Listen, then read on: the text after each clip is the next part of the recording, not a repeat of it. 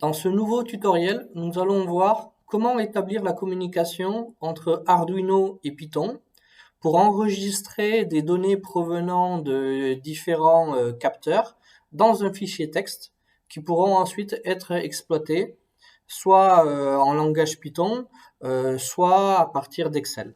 Donc pour démarrer, il nous faut un circuit électronique comportant un ou plusieurs capteurs.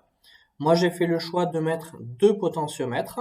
Un potentiomètre est relié à l'entrée analogique A1 d'Arduino. Le deuxième potentiomètre est relié à l'entrée analogique A2 d'Arduino. Et donc, en tournant manuellement les boutons des différents potentiomètres, on va pouvoir lire au niveau des entrées analogiques A2 et A3 une valeur comprise entre 0 et 1023. Et ce sont ces valeurs-là qu'on va essayer de visualiser sur Python et d'enregistrer dans un fichier texte. Bien entendu, vous pouvez utiliser n'importe quel autre type de capteur, température, lumière, etc. Ceci n'est que pour la démonstration. Maintenant, nous allons tester ce code dans le moniteur série d'Arduino. Et avant toute chose, bien noter quelque part quel est le port de communication qui est utilisé, car nous aurons besoin de connaître cette valeur-là lorsqu'on passera à la partie programmation Python. Et donc dans mon cas, c'est le COM6. Donc maintenant, on ouvre le moniteur série. Et donc voilà ce que l'on observe. Donc on a bien deux colonnes, une pour le potentiomètre 1, l'autre pour le potentiomètre 2. Pour le potentiomètre 1, on observe la valeur maximale, 1023. Pour le potentiomètre 2, la valeur minimale, 0. Si maintenant je commence à tourner le bouton du potentiomètre numéro 1, eh bien on voit que les valeurs commencent à diminuer. Voilà. Et si je tourne le bouton qui concerne le potentiomètre numéro 2, on commence à voir que les valeurs augmentent. Donc le code fonctionne et ce sont donc ces valeurs-là que l'on va essayer d'importer sur Python pour pouvoir réaliser un fichier texte. La première chose dont on aura besoin, c'est d'utiliser le module qui s'appelle PySerial et qui permet la communication entre la carte Arduino et votre ordinateur. Donc pour cela, il faut procéder d'abord à l'installation parce que c'est pas un module qui est installé d'office quand vous installez Python. Alors pour cela, c'est une installation classique. Vous allez sur votre DOS, là vous avez donc Anaconda, si vous utilisez Anaconda, ou sinon directement là où vous avez installé Python. Et donc vous tapez pip install PySerial. Voilà. Et donc, dans mon cas, l'ordinateur me dit que le module est déjà installé. Une fois que vous avez procédé à l'installation, on peut démarrer. Donc, la première chose, c'est d'importer le module. Donc, on va écrire import serial. Attention à ne pas écrire PySerial. Ok, on écrit uniquement serial. Ensuite, il va falloir établir la communication entre Arduino et l'ordinateur. Alors pour cela, je vais créer un nom. Je vais par exemple appeler ça port série. Et donc port série, eh bien, on va lire les données. Et donc pour lire les données, on a besoin d'utiliser le module que l'on a installé tout à l'heure, c'est-à-dire serial. Et dans le module serial, on va utiliser la fonction serial avec un S majuscule qui va recevoir donc trois paramètres. Le premier, c'est le port de communication. C'est pour ça que je vous avais demandé de le noter tout à l'heure quand on travaillait un petit peu sur le code Arduino. Donc dans mon cas, c'est le COM6. Ensuite, on va avoir besoin de la vitesse de communication, donc baud rate, qui doit être la même que celle que l'on a fixée dans le code Arduino. Sinon, ça génère des erreurs ou alors ça ne fonctionne pas du tout. Donc dans mon cas, c'était 9600 bauds. Et ensuite, le délai entre deux mesures, et donc dans notre cas, c'était 2 secondes. Voilà. Une fois que ça c'est fait, on peut commencer à lire les données qui proviennent d'Arduino et de les afficher déjà dans le terminal pour voir si tout fonctionne bien. Alors, on va lire un nombre de données pas très grand, donc on va en lire par exemple une dizaine, une douzaine. Donc je vais écrire for i in range de 1 à 13 par exemple. Okay. Et donc on va créer une variable qui va s'appeler donc données Arduino. Okay. Et donc on va lire les données. Et donc ces données proviennent du port série. Et pour les lire, on va utiliser l'instruction readline. Voilà.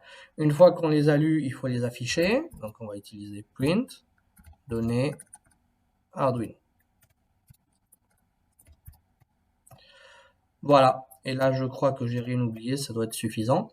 Donc on va faire un test, on va exécuter le programme et on va regarder ce qui se passe dans la partie de droite de l'écran. Voilà. Et là, vous voyez que les données commencent à arriver. Et si je tourne les boutons des différents potentiomètres, eh bien, vous voyez que les valeurs varient. OK? Donc, ça fonctionne. Alors, on va le laisser terminer. Et donc là, vous voyez que ce que je vois à l'écran, ben, j'ai bien mes données, mais les données, elles ne sont pas propres. Hein. Là, vous voyez que j'ai un B qui apparaît. Ici, j'ai un /R. Ici, j'ai un /N. Donc ça veut dire que les données qui sont envoyées d'Arduino vers l'ordinateur, en fait, ce sont des bytes. Le B qui est ici correspond en fait à begin, c'est-à-dire c'est le début de l'envoi des données. Le /R, c'est la fin de l'envoi des données et le /N, c'est le retour à la ligne. Donc pour enlever tous ces caractères un peu parasites, eh bien en fait c'est très très simple. C'est on revient sur la ligne données Arduino et après readline, on va rajouter une instruction qui est décode parenthèse ASCII. Voilà. Et c'est tout. On va refaire un test. Donc je relance le programme. Voilà. Et cette fois, mes données apparaissent et cette fois c'est propre. Okay, donc là je vais tourner les potentiomètres pour faire varier un peu les valeurs. Voilà. Et donc tout fonctionne.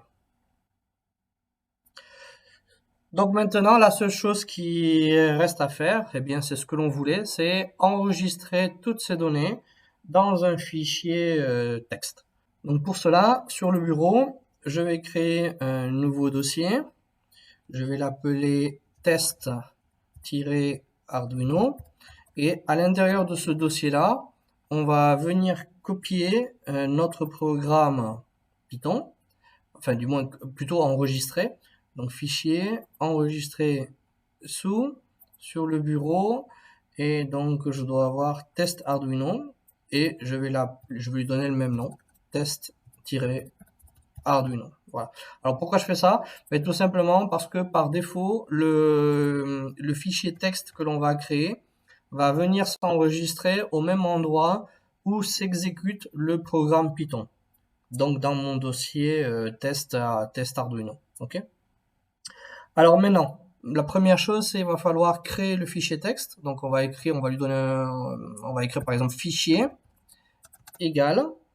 Et pour le créer, on va utiliser donc l'instruction open. Il va falloir lui donner un nom. On va l'appeler par exemple potentiomètre.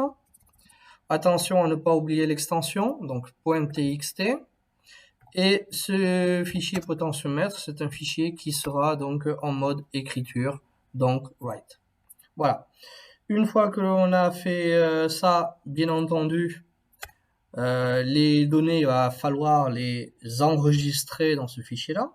Donc on va écrire fichier.write et donc on veut enregistrer dedans les données Arduino. Donc données-bas Arduino. Voilà. Une fois que l'on a fait ça, c'est terminé. Il ne reste plus qu'à fermer le fichier. Donc je vais mettre fichier.close. Voilà. On va faire un test. Donc je vais lancer le programme.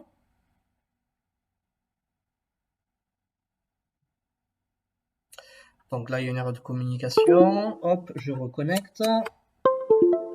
Et je relance. Voilà.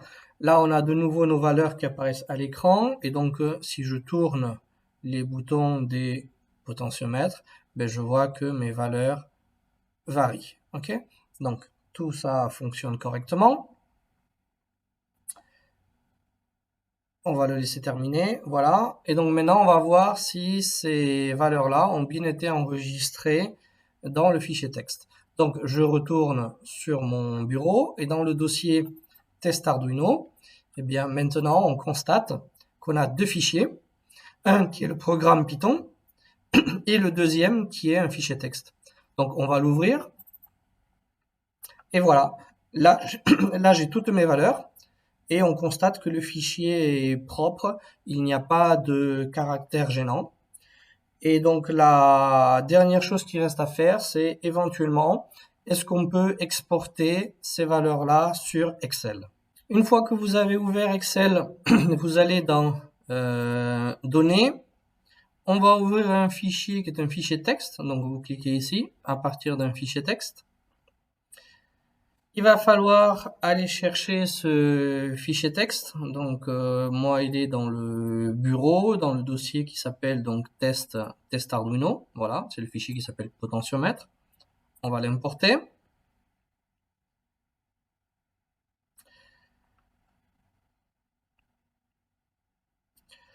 Ici, on voit qu'il m'a mis les deux valeurs de chacun des deux potentiomètres dans la même colonne. Donc, moi, j'aime pas ça. Et c'est pour ça que j'ai mis un point-virgule.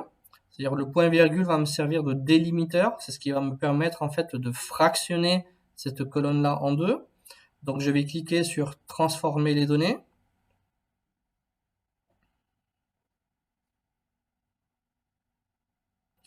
Puis, fractionner la colonne par délimiteur.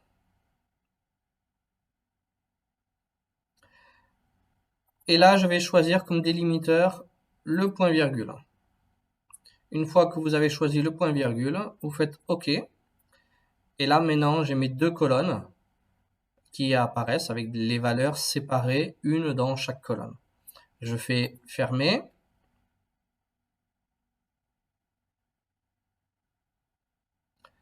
Et voilà. Et j'ai mes deux colonnes qui sont prêtes à être utilisées maintenant pour n'importe quel traitement de données que vous souhaitez. Voilà, c'est tout pour ce tutoriel. J'espère que vous l'aurez trouvé utile, que vous aurez appris plein de choses. Si c'est le cas, n'hésitez pas à mettre un like et à souscrire à ma chaîne. Ça me fera toujours plaisir et ça m'encouragera donc à faire d'autres vidéos. Voilà, à bientôt.